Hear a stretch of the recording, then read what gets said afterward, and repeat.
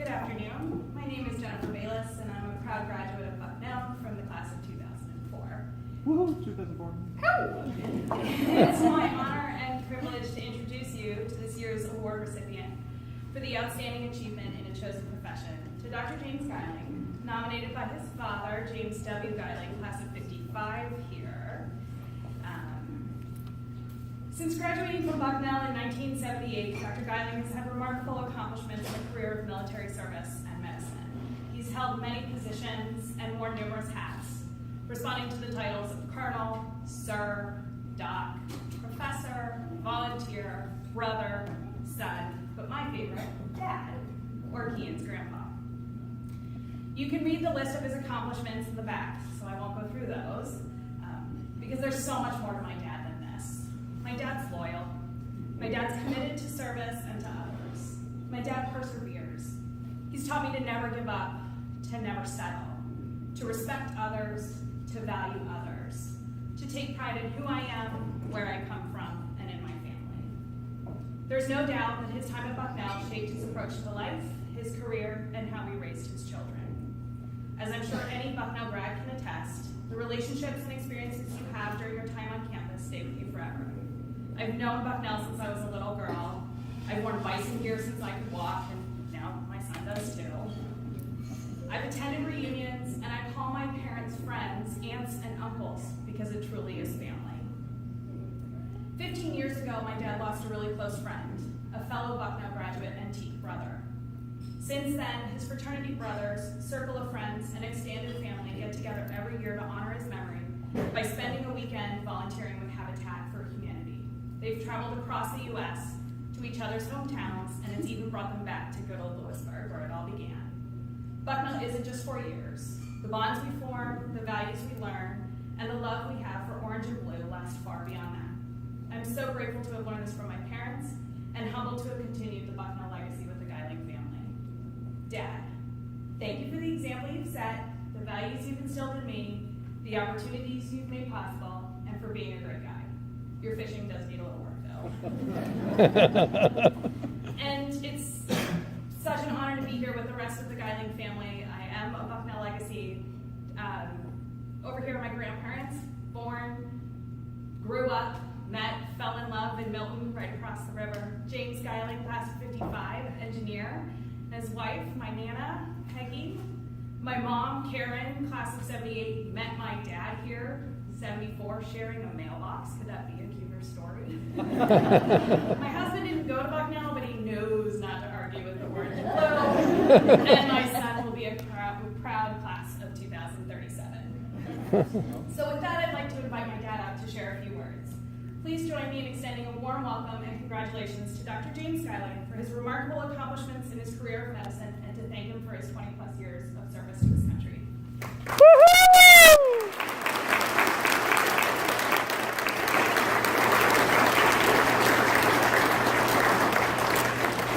Holy cow. Nice job. I think I'll just sit down. That was so humbling. You can imagine what it feels like to stand up here and have your daughter introduce you like that. That was really special. Thanks, Stars. Before I do get started, I also want to thank Patty Flannery and the Alumni Relations and Alumni Association, not only for supporting this event, but herding all the cats, trying to get everybody here today to make this all happen. So thank you very much. In thinking about what to say this evening, I've wondered, what are my professional accomplishments worthy of this award?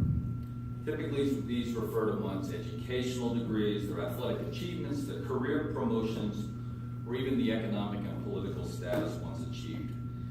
While I have been blessed to attain some of these along the way, it's standing here with friends and family which make me most proud and thankful.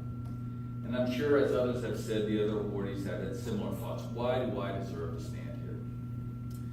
A few months ago, when I started to look into the background of this awards, one aspect of my pathway eventually came to the forefront. What role did Bucknell, Patty asked, play into your career and where it took you? So here's a couple experiences that highlight how Bucknell set the stage for my trajectory and still does for others who walk through the Christy Mathewson gate at graduation. On the morning of 9/11, as the attending physician in the ICU at Walter Reed that week, I was rounding with my residents when first one, then the second plane hit the World Trade Center. Well, these events soon became the focus of our attention. In short order, the third plane hit the Pentagon. And while we began to care for the injured who were coming up from the scene, I had to disengage. I had to hand these patients off to my colleagues because as commander of the Pentagon Health Clinic, this is my duty station, these were my people, this is where I had to be. I needed to get back down there. So where is Bucknell in this story? Well, first it started with a passion to be a doctor that I had since I was a child, and the role that Bucknell played in fulfilling that dream. Medical school for sure would not have happened without Professor Manning Smith grilling us at the blackboard. Do you still have blackboards here? Grilling us at the blackboard with organic chemistry, or Professor Sally Nyquist's quiet support with my honors thesis and her beloved electron microscope. Even teeth played a key role, teaching me about brotherhood and leadership and service to others. All traits that were solidified through my medical schooling at USU, the Uniformed Services University, and subsequent years of Army training and deployments. In January 2010, while attending a critical care conference in Miami, we all watched in horror the events unfolding in that Hades earthquake just a few hundred miles away. Jump forward 8 days and I was on a plane from snowy New Hampshire with a team of great critical care nurses to establish an ICU at the destroyed University Hospital in downtown Port-au-Prince. Dartmouth President Jim Kim, now with the World Bank, helped found the nonprofit Partners in Health with Paul Farmer, and who was down in Haiti and said, Jim, we need some help. Practicing, quote, good medicine in bad places, end quote, is USU's byline. So I think my Army background made them think that I would be a good person to send in. But so much more than establishing an ICU happened on the ground. In a subtle way, beyond the foundation for medical school started in Taylor Hall and Olin Science, Bucknell opened my eyes to the required pre-med classes. More than that, it was art in the dark. It was music 101. It was Professor Pederick's Geography 101 that showed us the world, culture and geography counts, and world issues impact us directly. You see, it was cultural competency, the art, the music, the geography, the religion, and so many other non-medical skills fostered here at Bucknell, which made the medicine work in Haiti. You see, you can't practice medicine in these settings if you don't know how to work with leaders and lawyers and chaplains and businessmen and journalists and logisticians.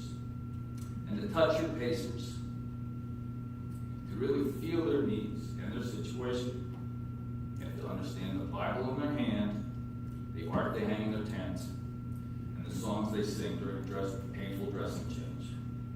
It's a diversity I first learned right here.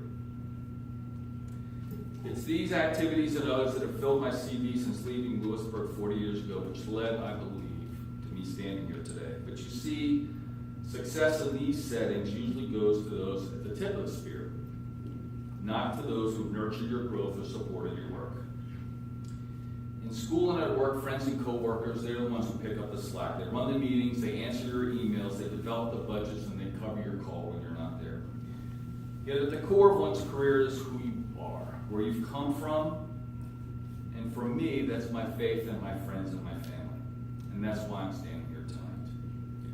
Along this journey, as so many special people became unbelievably supportive friends. Many of them are true brothers bonded by our time at T. Paul Riggins, class of 77, sitting here in front of us, represents that group. As Jen said, in posthumous honor to our own Fred Palmer from 77, next week will be our 15th annual gathering to do Habitat for Humanity. We'd like to get together and learn some new skills, although I refuse to learn insulation. And then we get to relax with friends over beers. This is Bucknell family. To my own family, mother and dad, you gave me the values, travels and chance to dream to do what I wanted to do. And you actually set the stage for me being here, right? Because I was born right up the road at Evangelical Hospital, so how could I not come here? Without pressure, with unwavering love, you've weathered my wandering career path, encouraged me each step along the way to use my head along with my heart in helping others. And Dad, I know you played a major role in this award. I I know it's such a pain to write these nomination letters, but thank you so much for the love and energy you put into making this all happen. Jen, class of 04, husband Brandon and grandson Kian running around. Actually, he's got the PlayStation Perfecter iPad. Having you here to introduce me has been obviously really special. Anytime one has to prepare a talk, give it all on stage, requires time and energy and composure, and you totally rocked it. For you and Mike, our son, who's out west, living the dream in the Tetons, this award would not have happened without your own personal sacrifices and support. You see, while I'm out and others are out pursuing their own career, their own identities, I've missed important toddler time, walks in the park, birthdays, and holidays. Events I'll never get back. But we've also skied the Dolomites, and we traveled the world together. Thank you. And finally, to my wife Karen, her maiden name was G-E-H. That's why we share the mailbox. And one of the kids down at the check-in today said we are a Bucknell love story. We've had quite a roller coaster since we went to see Butch Cassidy down at the Campus Theater. I still remember telling you after graduation, I'm not only going to medical school, but I'm going into the Army. You've endured jump school before the wedding, long call hours while I was a resident, and even last week. Deployments and separation time, and 15 moves, all by being a great mom and now successful businesswoman. And through all, you never really left my side. You're the one with the no great accomplishments and achievements. Okay, it's time to wrap up. In the Army, I learned one thing. Be good, be brief, and be gone. So there it is. Bucknell worked for me, as it does for so many others. Gave me the academic skills I needed to pursue my profession, but also life skills to help others and me serve those that so much need. Thank you again for this amazing honor and your trust in bestowing it upon my family. Bucknell kind of came into my genes, to be honest with you. I come from a long legacy. So Bucknell's kind of been in my culture since I was born. I've always known that I wanted to be a doctor. And I was also, though, always fascinated with the military. But being a doctor in the military is kind of like on steroids, right? You have to practice this in a totally different setting. The opportunity presented itself for me to take this position at a VA hospital in Vermont. Gave me an opportunity to do some leadership skills. I was still able to be a doctor. It's a great synergy of being able to do that, but with a greater mission of taking care of veterans. I've had great accomplishments in my life, which I'm very proud of, but it wasn't, done just by myself, right? It was a team effort.